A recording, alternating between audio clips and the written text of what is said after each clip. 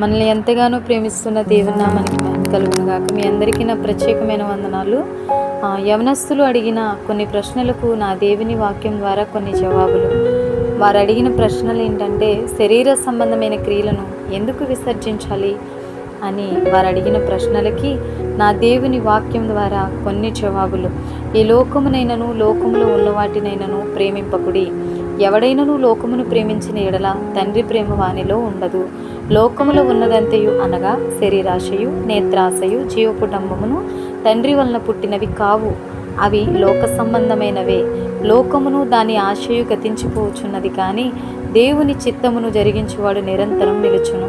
1 యోహాను పత్రిక 2వ అధ్యాయం 15వ వచనంలో రాయబడింది.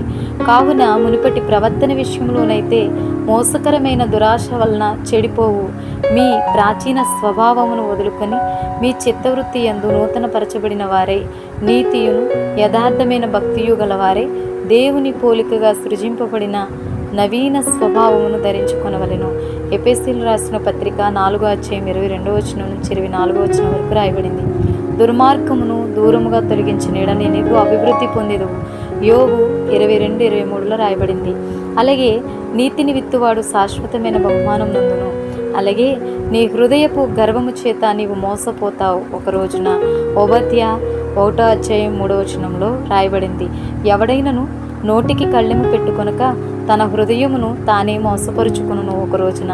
యాకోబు 1వ అధ్యాయం 26వ వచనంలో రాయబడింది. అలాగే రోమా 6:6లో ఏమని రాయబడిందంటే, ఏమనగా మనమికను పాపమునకు దాసులము కాకుండానట్లు పాప శరీరము నిరర్ధకమునట్లు మన ప్రాచీన స్వభావము ఆయనతో కూడా సిలువ వేయబడనని ఎరుగుదుము.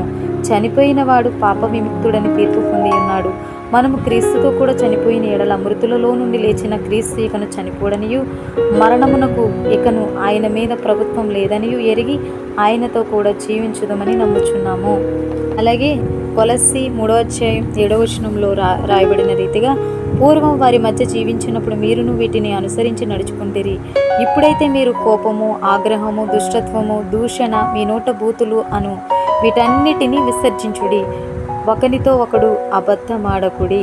ఎలయనగా ప్రాచీన స్వభావమును దాని క్రియలతో కూడా మీరు పరిత్యజించి జ్ఞానము కలుగు నిమిత్తం దానిని సృజించిన వాని పోలిక చొప్పున నూతన పరచబడుచున్న నవీన స్వభావమును ధరించుకొని ఉన్నారు. తీతుకు రాసిన పత్రిక 3వ అధ్యాయం 3వ వచనంలో, ఎందుకనగా మనము మునుపు అవివేకులమును అవిధేయులమును మోసపోయిన వారమును నానా విధములైన దురాశలకును భోగములకును దాసులమునై ఉండి దుష్టత్వమునందును అసూయయందును కాలము గడుపుచు అసహ్యులమై ఒకరినొకడు ద్వేషించుచు ఉంటిమి. కానీ మన రక్షకుడైన దేవుని యొక్క దయను మానవుల ఎడల ఆయనకున్న ప్రేమయు ప్రత్యక్షమైనప్పుడు మనం నీతిని అనుసరించి చేసిన క్రియల మూలముగా కాక తన కనికరము చొప్పుననే పునర్జన్మ సంబంధమైన స్నానం ద్వారాను పరిశుద్ధాత్మ మనకు నూతన స్వభావము కలుగజేయుట ద్వారా మనల్ని రక్షించెను. ఈ యాకోబు రాసిన పత్రిక 1వ అధ్యాయం 21వ వచనంలో ఏమని రాయబడి ఉందంటే, ఎందుకనగా నరుని కోపం దేవుని నీతి నెరవేర్చదు. అందుచేత సమస్త కల్మషమును విర్రవీగుచున్న దుష్టత్వమును మాని లోపల నాటబడి మీ ఆత్మలను రక్షించుటకు శక్తిగల వాక్యమును సాత్వికముతో అంగీకరించుడి. అలాగే పేతురు రాసిన